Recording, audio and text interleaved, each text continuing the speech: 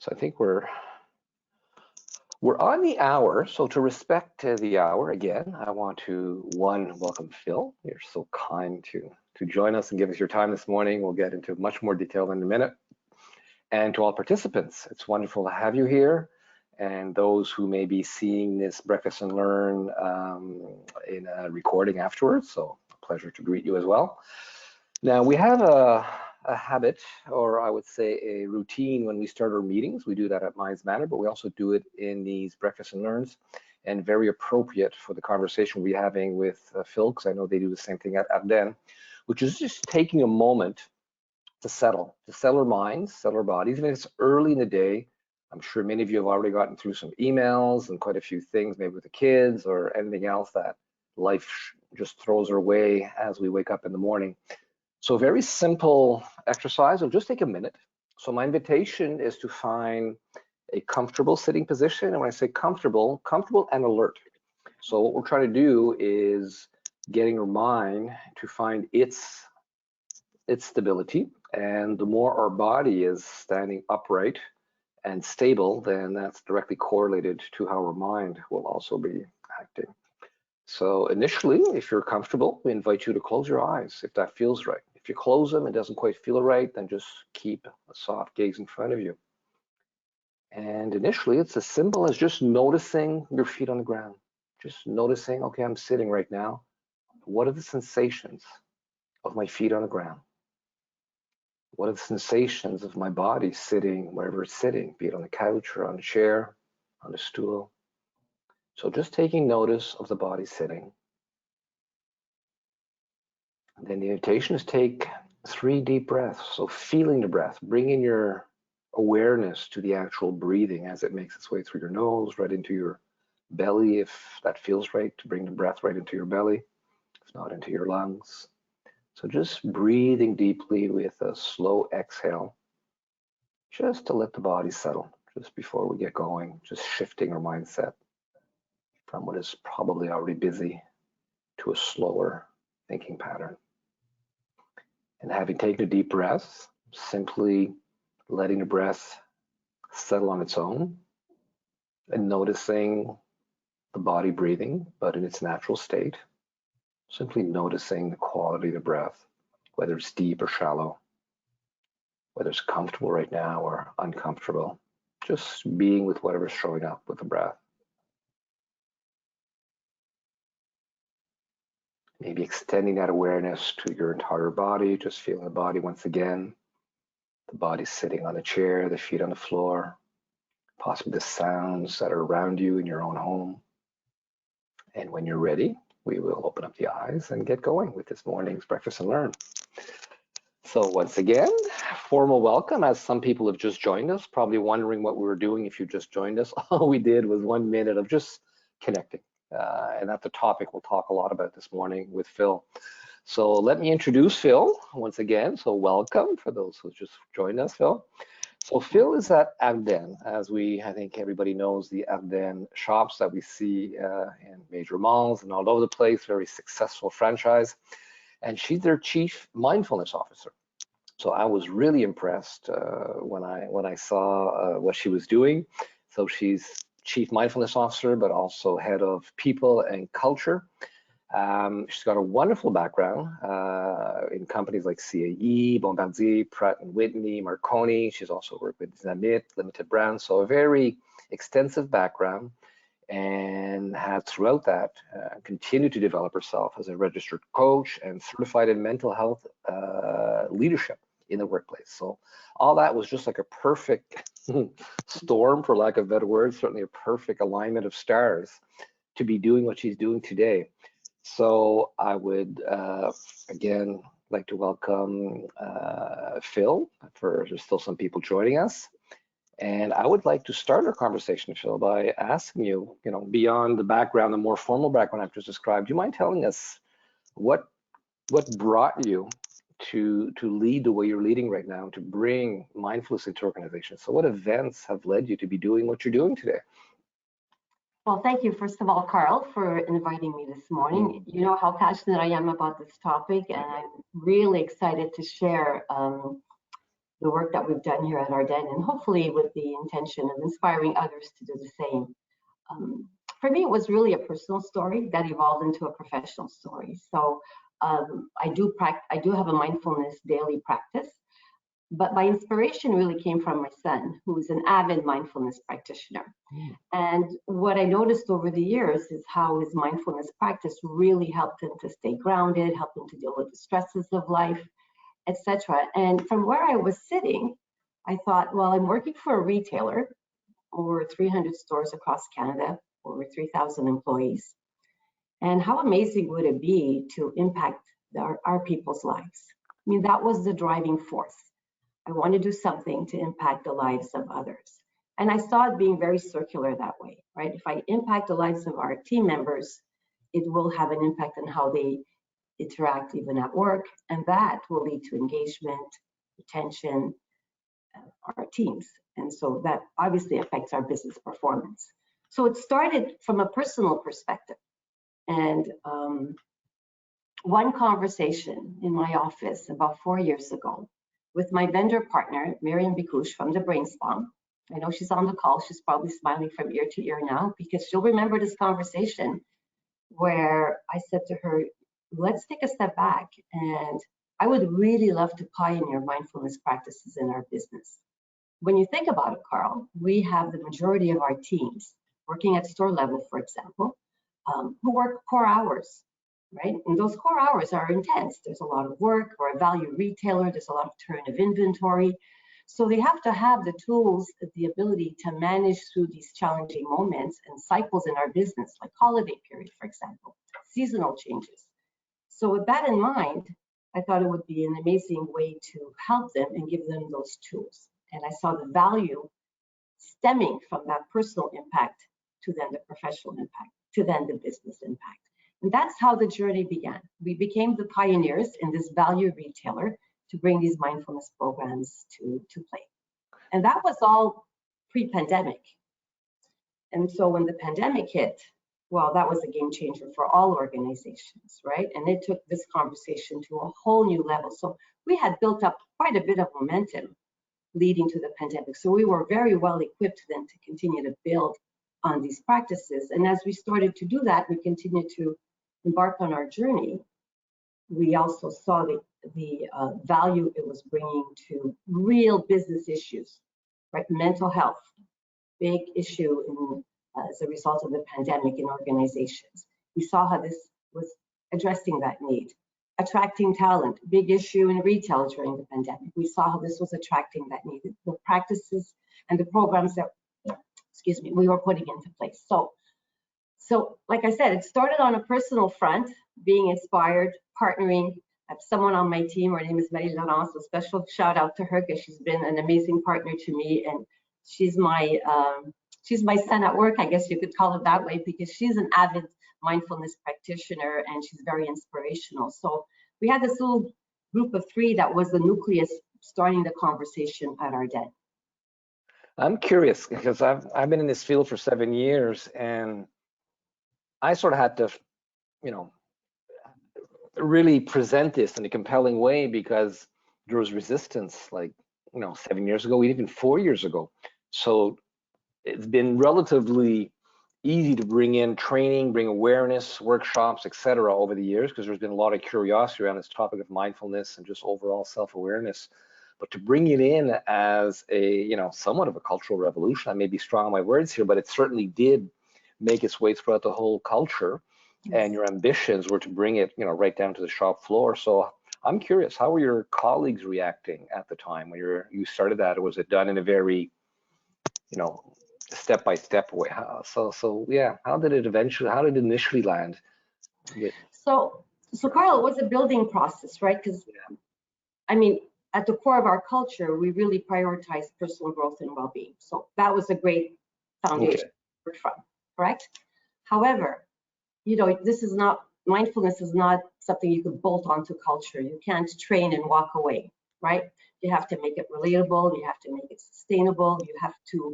You have to actually, from my humble opinion, meet the organization where it's at.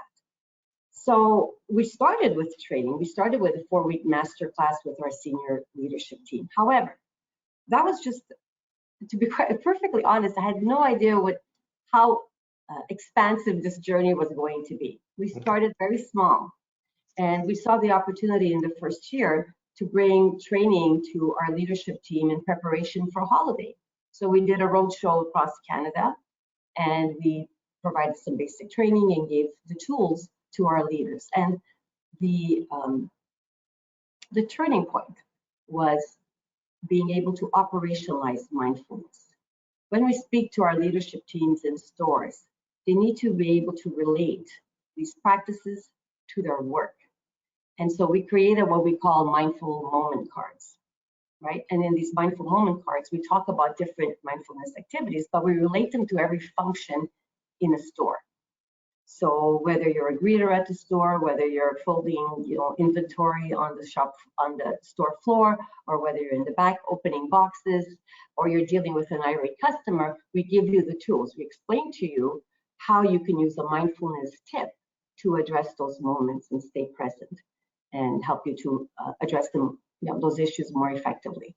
That's amazing. So maybe for participants, you mind giving a bit more detail, like concretely? So I'm in the back store folding clothes.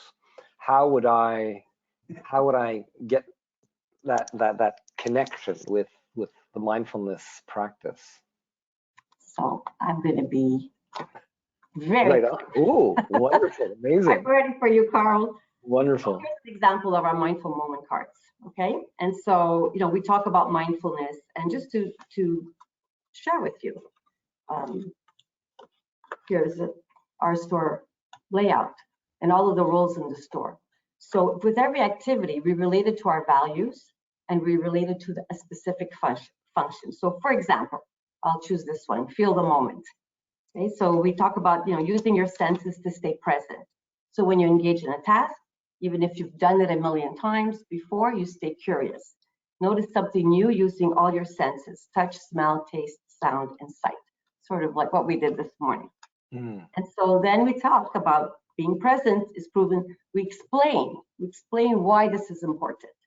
So being present is proven to boost your sense of happiness, and yet people's minds tend to wander 47% of the time. Tuning into the details of what you're doing makes it easier to be present, enjoy all aspects of your life. So what's a practical example? Try this when engaging in a repetitive or frequent task, where you notice yourself going into autopilot. For example, instead of quickly washing your hands, feel the temperature of the water and notice the scent of the soap. So that's amazing. One example, but there's plenty of these examples. And then we ask our teams to come up with their own, and they have, which is the amazing part. So what I'm seeing in that is through these tools, you're actually doing a training, because they're actually learning as they're doing. They're actually reading the the constructs that are behind the exercise, and the fact that you're getting them to find their own mindful moments is indeed pushing engagement further. So this has been going on for 3-4 years now, and these are just one example, those mindful moments. Do you mind telling us other elements that have been woven into the organizational culture, your systems, how you work? What else has been needed to bring it to the point where you're really a benchmark right now? So as I mentioned earlier, we really need to meet the business where it's at. So always looking for that golden opportunity, right? We saw the golden opportunity with preparing our teams for holiday period, for example. But today, it's part of our strategic objectives. We built it up to the point where it's part of our strategic objectives and part of our overall wellness strategy. But where we make it accessible and relatable, this is just one example. We've actually worked a whole framework around the entire employee life cycle. So from attracting talent to onboarding talent to helping talent develop and grow, we have mindfulness initiatives and activities. So we make them very real and very sustainable. So if you look at, for example, when we onboard our employees, it's part of our onboarding presentation. And we give you tips on how to use mindfulness to get you through the first 3 months, right? This is a very practical example. We're looking at how do we develop our employees. So we do a lot of education, a lot of training. We provide tools in terms of meditations, on SoundCloud. We have a bi-weekly newsletter where we have a section dedicated to mindfulness practices. There's continuous education that we provide to our teams continuously. And we have what we call our mindfulness challenge. We do that now for head office and stores, where we engage on a weekly practice, and we encourage everyone to participate and then to fill out a survey. And of course, don't underestimate the power of a gift at the end for all those who complete a survey. And everything that we do is themed around mindfulness. Everything. This is, but you build it slowly. Like even, for example, our launch packages in stores. We'll give you mindful tips on how to get through these specific times in our business operations. We have mindful moment boxes. I've shared with you, Carl, a few times how on our bi-weekly executive calls, we start with a mindful moment, like you did this morning. And trust me, if I forget, they remind me.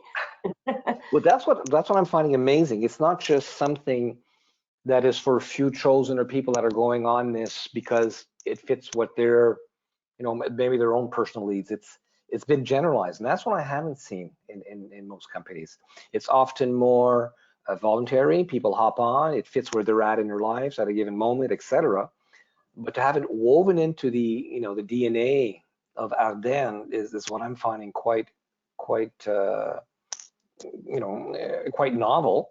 And I'm wondering, what I've often heard with some clients or with some groups is, yeah, but that's not for me. Like, I get it. I know it's good for you, but it's not for me. In this case, I'm not saying it's for everybody, but it is woven into how the operations work. It is woven into the strategic plan. How much buy-in would you say is there? Like, how are people talking about it? How are, be it from the executive suite to the stores?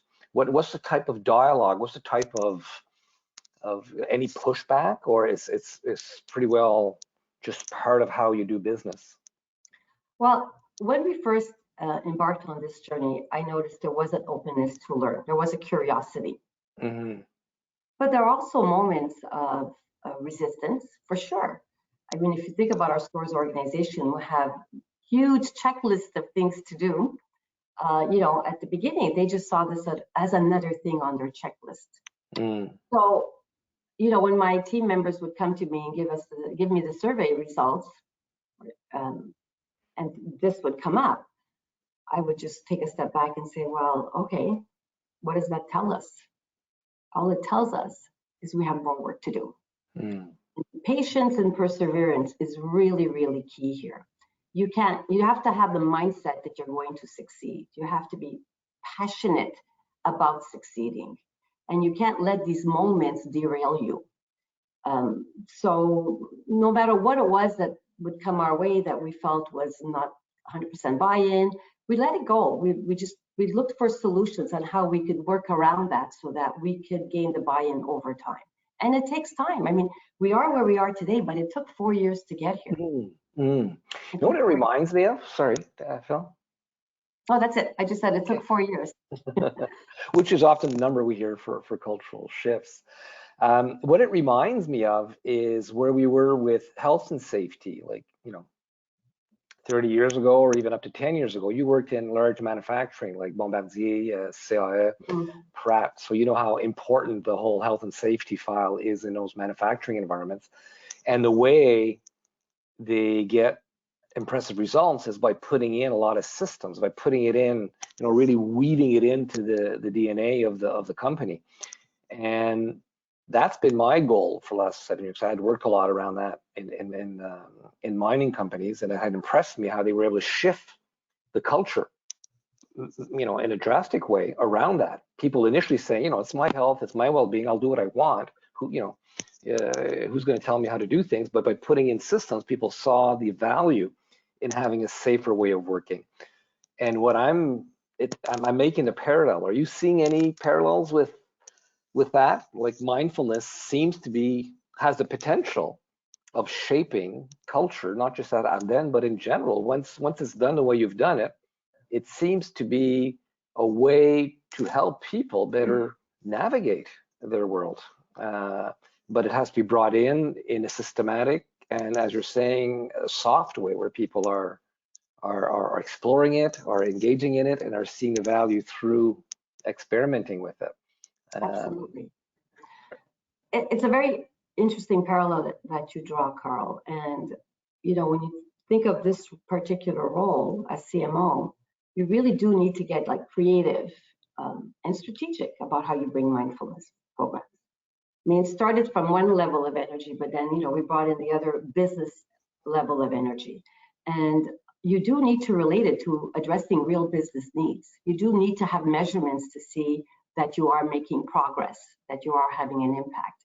We're working on future scorecards and how we want to measure, but just our survey results, just our testimonials. I have so many stories to share about how this has impacted people on our teams.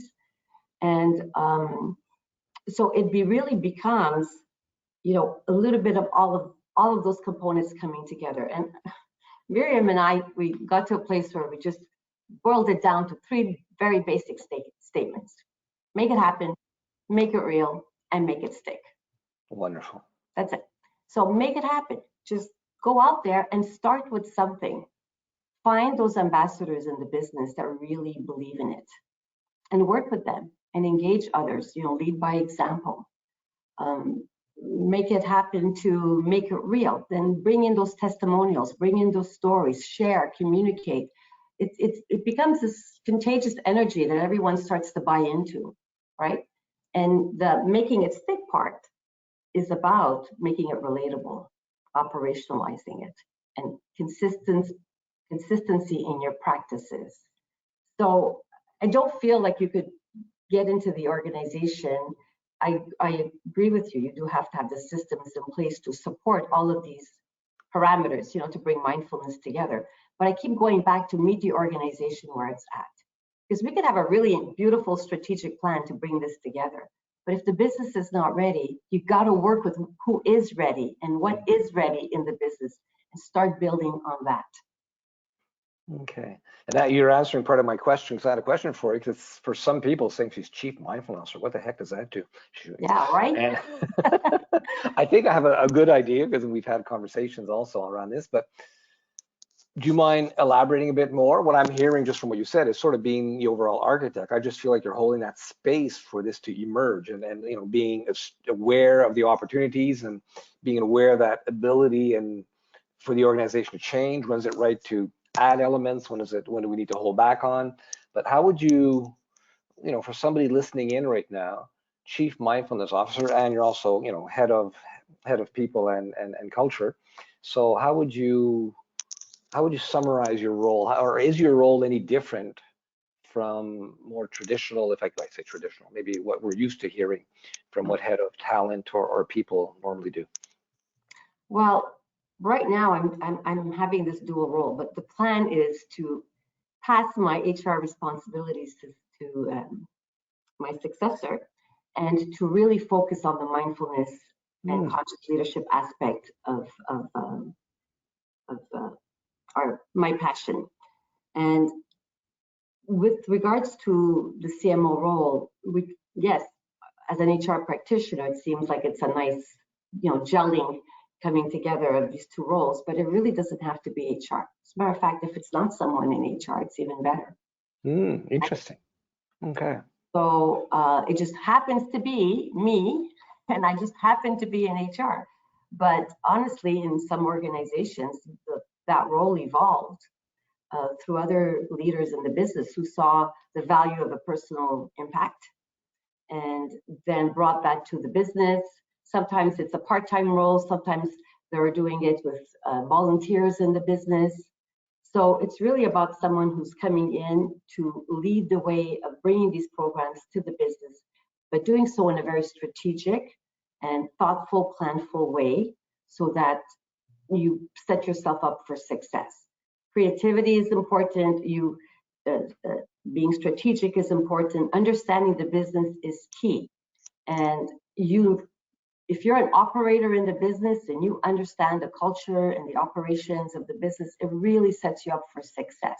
You have a pulse, of what you're working with. You know where the opportunities are. You know where you could get more engagement. You start to build from there. So I try very hard not to make it an HR thing. So I need to separate the two because I really wanted to stand on its own merit in the business.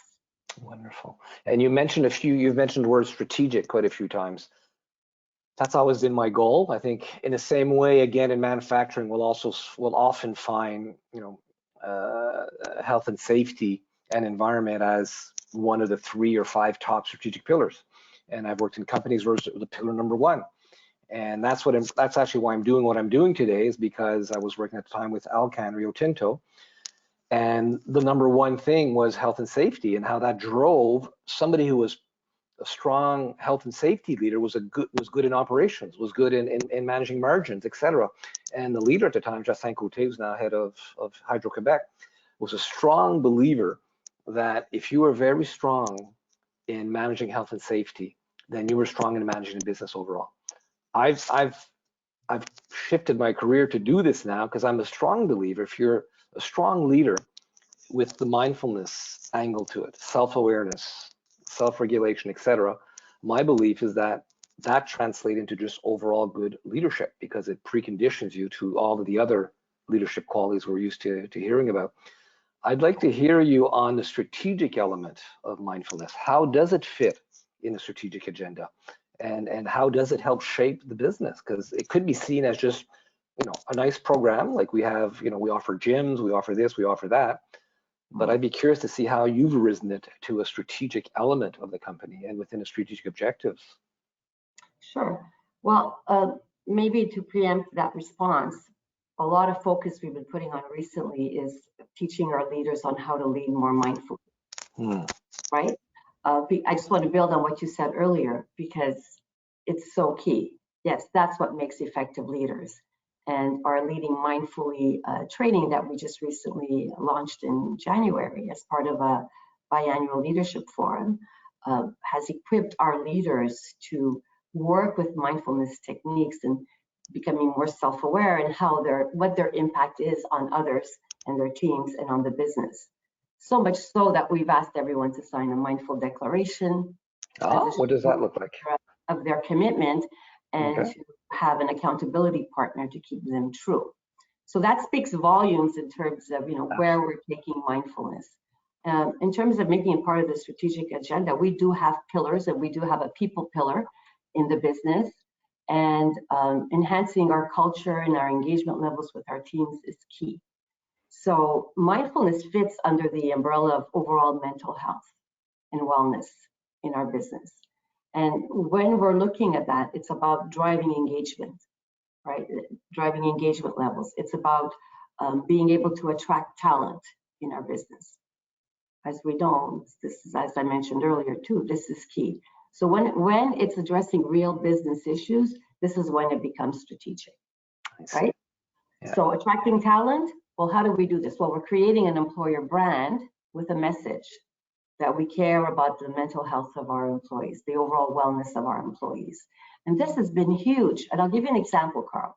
In the US, we're at 32 stores. We're a new brand. Ardene is not known to all in the US. It's known to where we are now. We're building on that brand.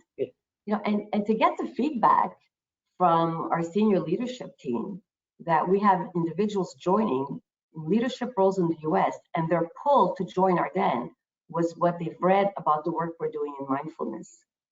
And their pull to stay at Ardene is about, or the retention, I should say, is about how we're taking care of them. So it's become a really important strategic objective, right? Let's say this is just from an attraction perspective. So this is why I say that when we put it through the entire employee life cycle, you start to see how you're addressing a lot of issues in the business. So attraction is one, retention is the other, right? Engagement levels is the other. These are all things businesses work towards to have a healthy human capital strategy and impact on the business. So what I'm hearing, it's because obviously most companies are working on attraction and engagement. We know that's one of the biggest thing going on right now, and a huge strategic issue and pillar, I think, in most plans. So I think what I'm hearing is the color it brings to it. So the way you bring, greater engagement, the way you used to track is by creating that culture, which is increasingly appealing. That's what I'm hearing. It's increasingly appealing for people. I wouldn't mind maybe bring this conversation now to, you started talking about it, but the benefits that you're observing, maybe on many fronts. So, even around the engagement part, concretely, how is this helping increase engagement? Attraction, I understand. People hearing about the culture, they think it's cool. They think it's it's refreshing, possibly, to see the approach you're taking. They know it's well grounded in well-being. How is it helping engagement? What's the link you're making with engagement and mindfulness? So, based on our survey results that we do after every, we put out a survey after every initiative, we're seeing our employees seeing the benefit and how it's impacting their personal lives. We're seeing that they're talking to us about the benefit on reducing their stress levels, their ability to manage more difficult situations. We're hearing about this consistently through all of the initiatives that we're taking. And 6,000 peer review studies, right, showing this and then living it through your own experience is very, very, it's very empowering. And so, Carl, I have a particular story in the business where, we may have had individuals that we've had issues dealing with, let's say, performance or their own engagement level. And the leader would come to me months later and say, I can't believe the turnaround on this person. And they had a conversation with them, and the employee said to their leader, I just want to say how grateful I am for Ardene bringing all these mindfulness practices. I now use these practices at home. And my leader couldn't understand, what was this shift? How come this employee all of a sudden is happy and engaged and productive? And the employee herself attributed it to the mindfulness programs and expressed tremendous gratitude. Examples even at the customer level. We've had feedback from customers who happen to walk in one of our stores and hear a conversation between a store manager and a store associate about mental health and mindfulness. And then through social media, we get the reaction of, I was in this retail store and they're exchanging with, their friends and saying, well, I couldn't believe what I heard. I was really impressed. And the other person said, well, let me guess who that was. And they named every other company but Ardene. The other customers said, no, that was Ardene. And so, you probably expect this in the different type of organizations, but we're really making a huge, indent in the engagement levels. And so we're seeing it from our stories from our customers. We're seeing it from our stories with our own employees. And, Carl, if I may, I think the greatest moment, I experienced it in January 2022. Well, actually, there was another moment last year. But last year, we won a Retail Excellence in Retailing Award from the Retail Council of Canada for the work that we've done. So a huge shout out to the leadership team in stores, especially, who have embraced mindfulness as part of their everyday journey in our business. And a huge shout out to their leader, because she walked into 2022 with a game plan of 12 months on how she wanted to bring engagement and mindfulness activities to her store's organization. Like I said, the train left the station. I don't have to do that much thinking anymore. Everyone's doing the thinking for me, which is amazing. This is where you want to be. So this is engagement, right? This is engagement from start to end, full cycle. So maybe some people are probably listening saying, okay, so mindfulness is sort of a core ability that's being brought into the organization. If you were to summarize in your own words, what is mindfulness bringing in terms of new insight, in terms of, I view it as a life skill. I view it as, a way of being, a way of reacting to the world, the way of letting, information come in and how we relate to it. But I wouldn't mind hearing you, what is it you're bringing to individuals when you say you're bringing in a mindfulness culture? If you're like 2 or 3 attributes that people could say that this is what I got working at Ardene through the mindfulness work that I've done with them. If you had to summarize that, sort of the elevator pitch for the top 2 or 3 new key elements, qualities, attitudes that show up in these people, which ones show up for you spontaneously? Well, one of the major focus is supporting our teams to stay present and in the moment, right? We talk a lot about this, about the cycle of worry and stress that they go through. And so we're teaching them how stress affects their thoughts, their emotions, their interactions, and how that keeps them in a place of thinking small and place of fear, right? And that energy is very constricting. So we try to make them curious about the stress that they're feeling and help them to use that as a way to identify what needs their attention, right? And now we shift their energy to empowerment. It's expansive.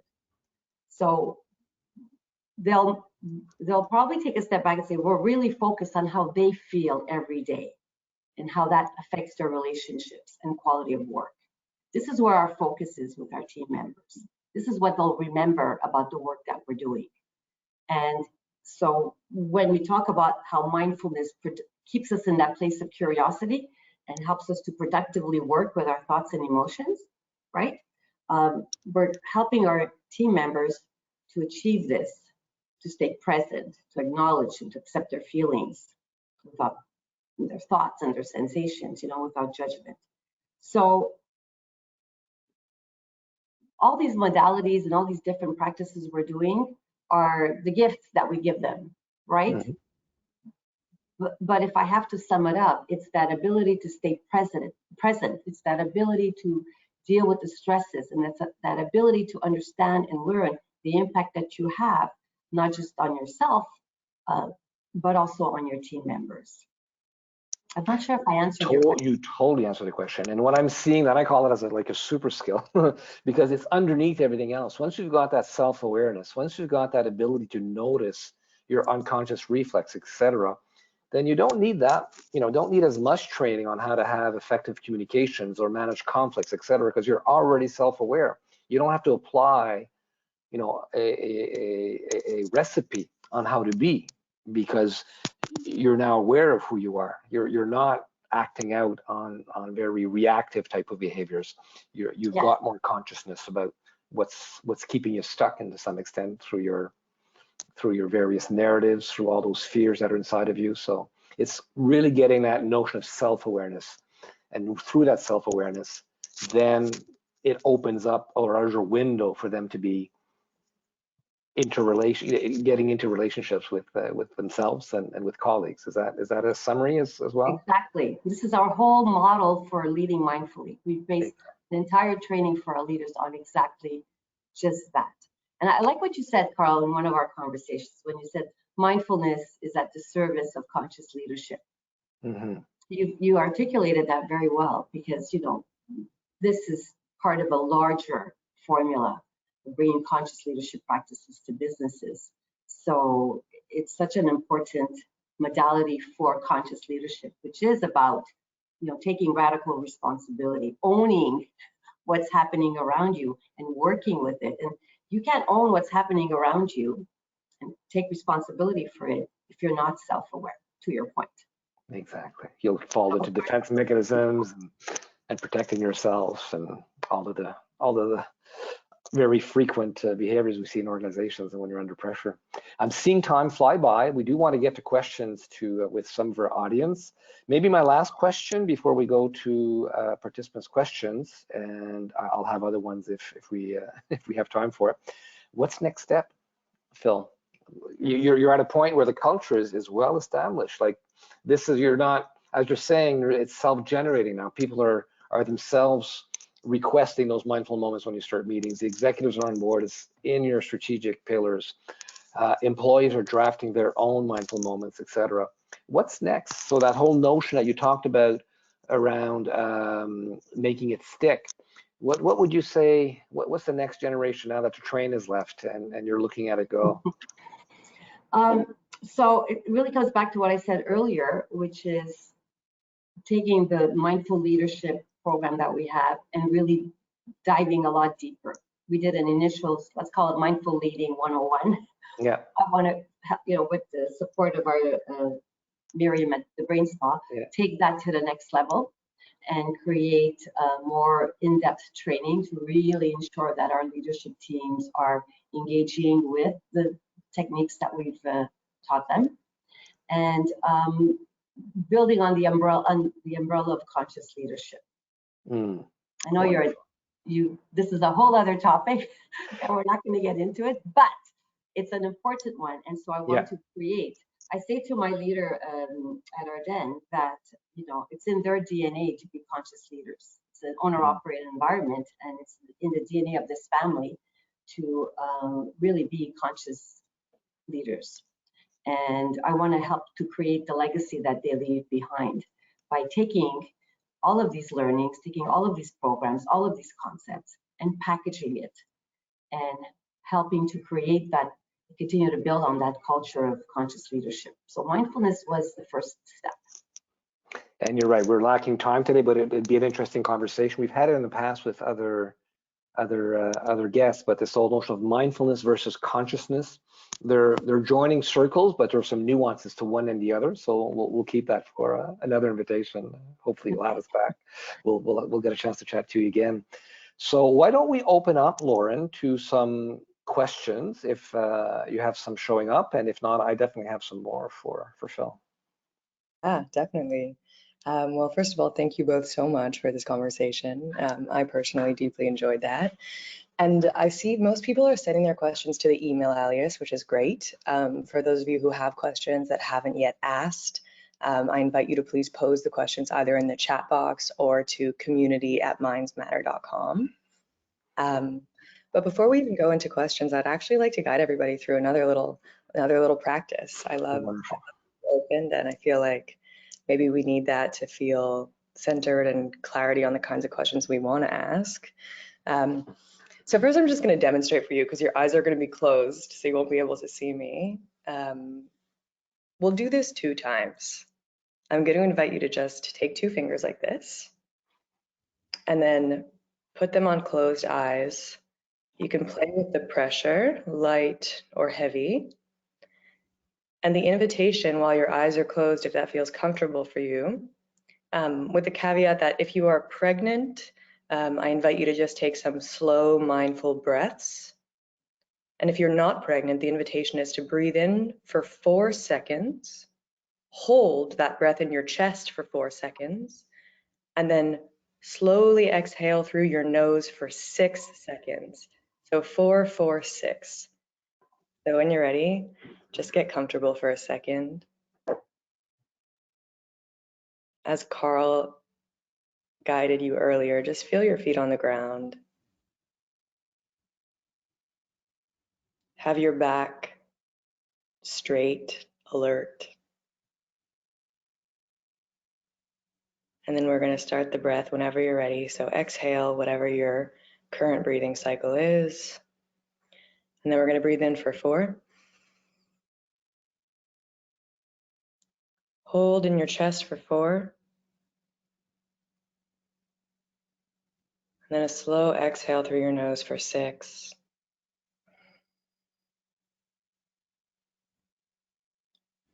Inhale for 4. Hold in your chest for 4. Exhale for 6. You can keep your eyes closed and slowly remove the fingers from your eyelids. See how the light comes through even your closed eyes. And then slowly blink your eyes open. Okay, you could just take a deep breath, maybe do a little stretch. It's almost 9 a.m. Work is beginning soon. Thank you, Lauren, for that wonderful guidance. And maybe a quick insight. The reason we put our fingers on the eyes, correct me if I'm wrong, Lauren, is that activates the parasympathetic nervous system. So that system of the central nervous system that slows down our body. So these are examples of practices that you could do to act, to further deepen that state of mindfulness and slowing down the whole system, which is typically very activated through the busyness of our lives. So wonderful little interlude there. So any questions, Lauren, showing up from participants? And if not, I definitely have one for that's been I've been wanting to ask Phil as well. So. Yeah, well, there's actually many of you are sending questions to the email alias. I'm going to ask this short one first, and then I have a really, really interesting long one that comes second. Okay. So the first question is for you, Phil. Have you seen anecdotally, so maybe not through survey outcomes, emotional reactiveness decrease in Ardene leaders since beginning on this path? Yes. I'm excited to share that because I've had some of my peer group, come and see me on specific topics and challenges, and they were literally telling me, I had to stop, do some breathing techniques to address this issue. Others who would have a tendency to react more emotionally to a situation, all of a sudden there was this calm demeanor, and their approach in handling the situation in the moment was very different from what I had seen in the past. And after the meeting, I would share my observations, and they would share with me how the mindfulness practice has helped them. So I get that a lot, actually, and it's really, really rewarding to hear. It's a very good question. This is a longer question, and I'm gonna for those of you who, for the human who wrote this question, I'm gonna paraphrase it a little bit, but thank you for this amazing question. Sounds hard, Carl. So this is also directed towards you, Phil. So you spoke about making it stick, making it relatable. And you also spoke about executives as well as individuals in the back room packing back boxes, and all of those people engaging in mindfulness practices.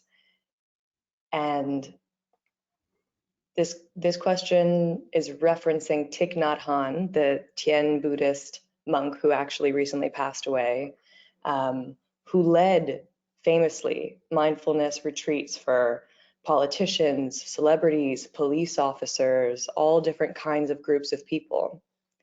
And he's been asked if the mindful teachings are the same for each of those groups. And his response is, the practice is the same, but he has to learn about the specific suffering of that group of people in order to be able to teach it, and in order to be able to build stories around that identical practice. And so the question is, do you think about the challenges or suffering of that particular group of people in order to make the practice stick and relatable? Absolutely. It's a very good question. Very good question.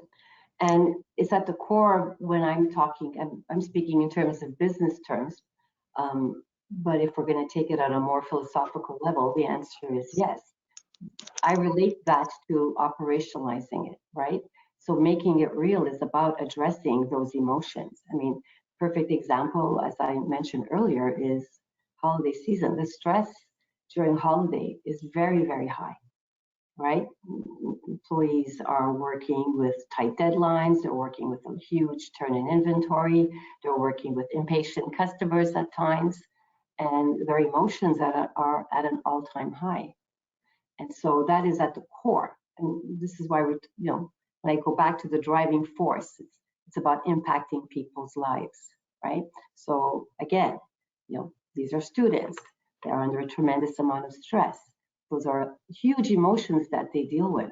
So these practices have always come at the base of addressing those emotions that employees are going through, whether it's at home or at work. It's at the very, very core. And then we take that, we understand that we have to deal with that. We have to help them through that. It's going to have a huge impact personally and professionally. And then we give them the tools. And then we make those tools relatable, right? But at the very core, it's at exactly what the question is aiming at. It's at the very core. It's about understanding the suffering, right? And in this case, it's at store level, or at head office, it's the stress, it's the uncertainty, it's the ambiguity, it's everything that everyone is going through right now, and then trying to help them through that. I love that question. It is. It's a wonderful question. And what I've seen in there as well is you also get it back to realizing how we're all human, doesn't matter where you're working in your organization, and it's the same dynamics at play, but indeed the entry point, the language that may be used will vary. But I find that's what's strongest with mindfulness practices. I'm not sure, Phil, how you, I'm sure, well, I got a feeling you share this. You just realize, what's humans are humans, and we all have the same mind that's playing games on us with all our narratives that are flowing through. And once you get an understanding of that, you're realizing you have much more agency over how you manage your life. Absolutely. Wonderful. Any other questions, Lauren? And if you're looking for them, I could ask one meanwhile, if there's not one that sticks out. There's one that sticks out. Go for it. After. So this is a question about patience and perseverance. So he wrote, you spoke about patience and perseverance, having to have the mindset that you are going to succeed and not let the moments derail you. Have you always been motivated like this, or has your own personal practice impacted your motivation? Great question. Love these questions. Yeah. My own personal practice has motivated me, and it's also who you connect with. And you don't do this alone. This is not about Phil. This is about the team, and who you connect with and you partner with, and who you identify as ambassadors has a huge impact on you keeping to your storyline. But absolutely, I mean, if you've got to be a believer, that is at the core. To believe in mindfulness practices, to believe in the benefits that are derived in mindfulness practices, the impact that it has on individuals and on the business, is at the very, very core of staying true to your mission and your vision. A little sidebar on that. For some participants maybe listening, I know it could sound a bit, vague what all this is until you sort of practice it. But if I'm to summarize it, and please backfill, Phil, it's basically just around self-awareness. And we say self-awareness is just understanding how the mind works. So there's nothing esoterical about this. It's just what's going on in our minds, what's going on in our bodies, and often two are disconnected. And it's that ability to realize that a lot of our thoughts and our behaviors are conditioned by a whole bunch of things that have happened in our lives, very often at a very young age. And to reconnect, to become the observer of how we're actually operating, how we manage and navigate life, very often unconsciously. Researchers say up to 95% unconsciously. So every percentage point of increased consciousness, mindfulness about how you navigate your lives, then gives you, as I mentioned earlier, much more agency, much more ability to navigate from a new viewpoint rather than conditioned one. So this is a lot. There's a lot of depth to mindfulness, but at a first level, it's training the mind. It's just being aware of where we go sometimes, despite where we'd like it to go. I don't know if you have anything else to add to that, Phil, for maybe people listening in. Yeah, people listening in. Absolutely. Sure what all this is all about. If I may, and I use this regularly, and people that are very close to me will resonate. But just one way of just repackaging what you said is, it's as simple as being aware of the story we tell ourselves sometimes, right? We're all on that hamster wheel, and sometimes things happen to us, and we tell ourselves all types of stories, not realizing the impact it's having on us and our ability to deal with the situation. So the moment we change our story, the moment we change the words that we use, our energy shifts. And mindfulness, helps us to get there by some of these practices. But it really is not as complicated or, as you said, esoteric as it sounds. It's actually quite practical. And for me, that practicality is translated into that simple sentence. Like, I find myself many times, as much as I'm a practitioner, I'm also, I have my good days and I have my bad days. And sometimes I do catch myself telling myself a story that doesn't feel good. I have team members coming to me, and and sharing some of their stories. And the first thing I'll say to them is, but how does that make you feel? And then they'll say it's not a good feeling. I said, well, let's change the story. Let's start using different words. Let's start with that, and then we'll work with that. So there's just different ways of getting around to mindfulness, but it's, as you say, it's really about being self-aware. So whatever it takes for you to stop in the moment and to realize how you're showing up in that moment is a step in the right direction. So if it's as simple as listen to your story, then start with that. And I'm seeing with mindfulness a paradigm shift in the classic talent management. I'd like to get your feedback on that, Phil. Where in the past, through HR and talent management, we would sort of prescribe what is expected. Here are the behaviors, here are the competencies that we're expecting, here are the values that we expect people to follow. But it's external. We're sort of saying, what should a human being look like in an organization? I find what's different in terms of angle with mindfulness is you go inward. What am I about? Who am I? What are my values? And from there, very seldom do people come out with behaviors like, I should be, I should be mean to people. I should be disrespectful. I should be, the natural behaviors that we normally prescribe in competency profiles. We allow people to connect with them from within by asking themselves those questions, by realizing maybe some of the patterns that they have that are not necessarily adapted to their environment. Would you, any, maybe last minute insights on that? Is the paradigm shift that I just talked about? I couldn't agree with you more. It's about leadership of self, and we're moving from behaviors to feelings. Right, and working through our feelings so that we show up differently through our behaviors. And so it is a different language that we need to speak. And we are just starting to incorporate that into our leadership abilities and thinking through mindfulness as an important element of all of that. So I think it's a very new conversation, but there's so much room for growth and expansion. So given the time frame, I think we're going to just end it at that. Perfect ending. So again, thank you so much, not only for being here, but quite honestly, Phil, for everything you've done. I truly think you're a wonderful role model and a beacon to what I know a lot of companies are dabbling with that and wondering, how do I bring it further? So I think it's nice to have that concrete example of what an outcome could look like. So you're setting, I think you're setting a wonderful direction. So thank you so much for sharing all of that with us, and for your team and collaborators that got you where you are right now as well. So we're going to end on that note. I want to thank everybody for being there today. Just a quick note, we do these every month. So our next one is about consciousness, more specifically. All right, so we're going to dive into the world of consciousness with Harvard, working with Robert Keegan's work, who's done a lot of work on consciousness and consciousness levels.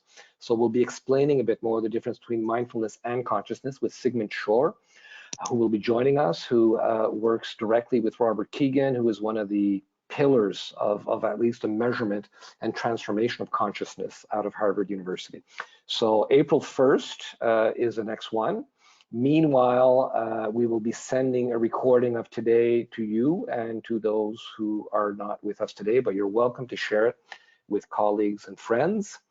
I think that's my housekeeping notes. Lauren, anything else to add to that before we let people move on with their day? No, you nailed it. You got it all. Thank you. All right. I always like ending when we can a minute earlier, which is exactly the case. That means you've got a minute just to connect with yourself before the rush of 9 o'clock starts. So wishing everybody a wonderful day, March break for some. And again, thank you everybody for being here, and Phil and Lauren for this company. Thank you. Thank you for the opportunity.